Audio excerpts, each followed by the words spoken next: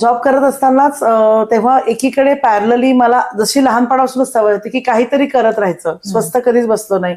आम्ही लहानपणी अगदी फटाके विकलेले आहेत, आम्ही सेरामिकचे पॉट्स विकलेले आहेत, आम्ही खूप कामं केलेली आहेत. म्हणजे लहानपणापासून आमच्या शाळेमध्येही म्हणा किंवा गर्ल गाईड म्हणून कॉन्सेप्ट होता किंवा स्वकमाई होती, विनोबा भावे म्हणायचं असं अर्न.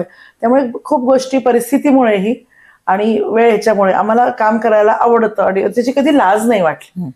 हा पण फार महत्वाचा मुद्दा आहे की तू बऱ्याच जणांना असं कसं मी विकू, असं कसं मी विकू, असं आम्हाला कधी झालं नाही. की आम्ही खूप छानपणे आणि व्हेरी याच्याने कामं केली. तर तिकडे सुद्धा मी असताना एक एनजीओ होता त्यांच्यातर्फे मी, बिकॉज माझं सासर लखनौचं आहे, तर म्हणून मग आम्ही तिथं मला खूप जण डिमांड करायची की अरे लखनवी लेके आओ लेके आओ. अच्छा.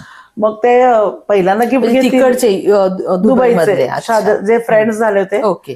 मग ते आम्ही छोटं मी आणायला सुरुवात केली आणि छोटं विकेंडला पार्ट टाइम असं मी सुरू केलं. मग एखाद्या एनजीओ सोबत कनेक्ट होऊन त्यांच्यासोबत मी 1-2 एक्झिबिशनही तिथं केली. म्हणजे माझं पहिलं एक्झिबिशन आयुष्यातलं शेख झायत रोड दुबई.